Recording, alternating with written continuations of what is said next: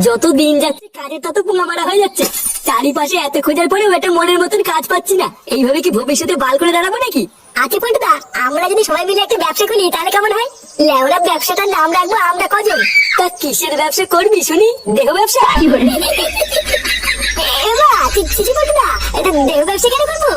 আমি তো অন্য যে কোনো ব্যবসা কথা বলছিলাম।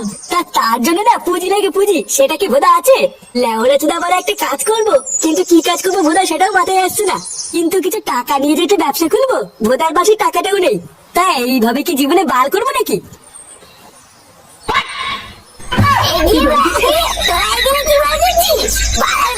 বাড়িতে গিয়ে তুমি এখানে কাজ নেই নাকি? সারাদিন এখানে বসে বসে শুধু বাল ছেড়ে আমি একটু শোবো। কিরে পল্টু, বাড়া আমরা এদিকে সবাই ভবিষ্যতে চিন্তা করে মরে যাচ্ছি, আর এই চুদির ভাইটা তো একটু দিব্যি সাটা করে মাল খেয়ে ঘুরে বেড়াচ্ছে। লেওড়ার বার আমিও তো তাই দেখছি। কিরে দেখি গেলি নাকি? নাকি সেটা বোতল করে আমার মনে হচ্ছে আমাদের এখন বাড়ি চলে যাওয়াই ভালো, বুঝলা? না হলেই মাথা চুদের কথা বলা যায় না, যদি বোতল টোতল গায়ে ছুটে পড়ে। হ্যাঁ রে পল্টু, আমরা এখন বাড়ি যাই, চল। হ্যাঁ, ওটাই বরং ভালো হবে। চল চল।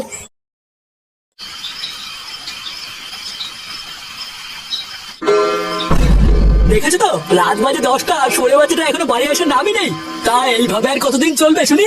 লেওরা বাড়ির ছেলেরা একটু বয়স হলে বুঝতে শেখে, আর এই সাথে ছেলেটা যত বয়স হচ্ছে তত আমার হাড় মাংস জ্বালিয়ে খাচ্ছে।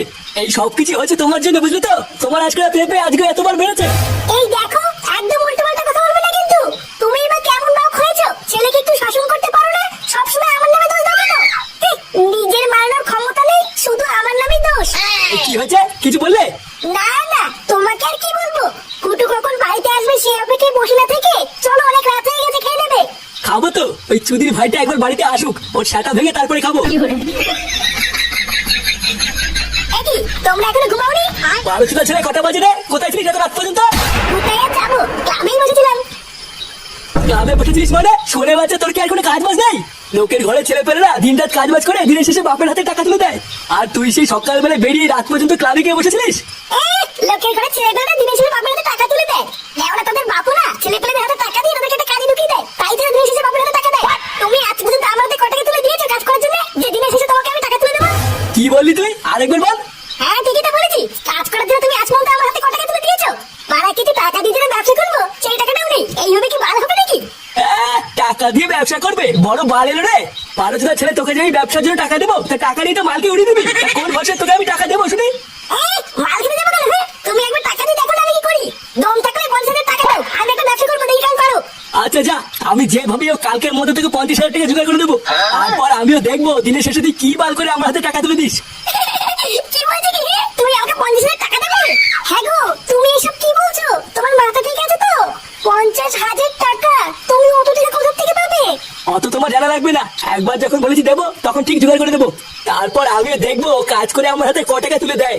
তার টাকাটা যে কালকে আমি দেবো, টাকাটা তুই কি ব্যবসা করবি কিছু ভেবেছিস? হ্যাঁ, অনেকদিন দেবো না, ওই সব আমার ভাবা আছে। আমি তো অনেকদিন আগে থেকে ভেবে রেখেছি, হাতে কিছু টাকা আসলে আইসক্রিমের ব্যবসা করবো। কি এই শীতকালে আইসক্রিম? ও মানে আমার বোঝা হয়ে গেছে তোর ব্যবসার গাল মারা সারা।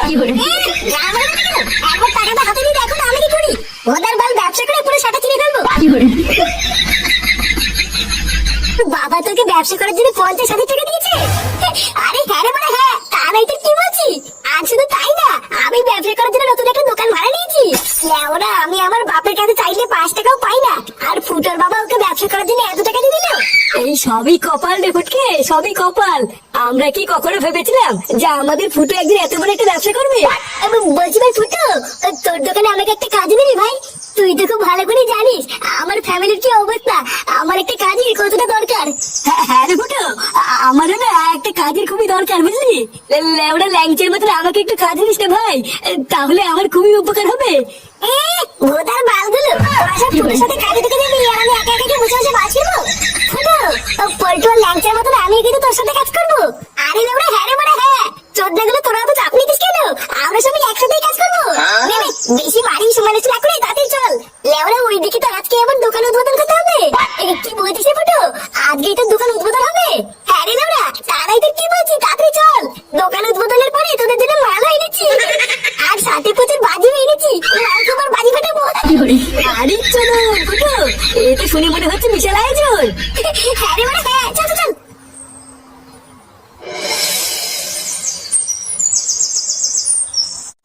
ওম সর্বভূতে ধনন্তরি কাপালিনী সর্বধারী হিং ক্রিং স্বাহা চণ্ডালো চণ্ডাল কালিকায় ব্যবসায় কর্মারায় ওম শান্তি শান্তি রে।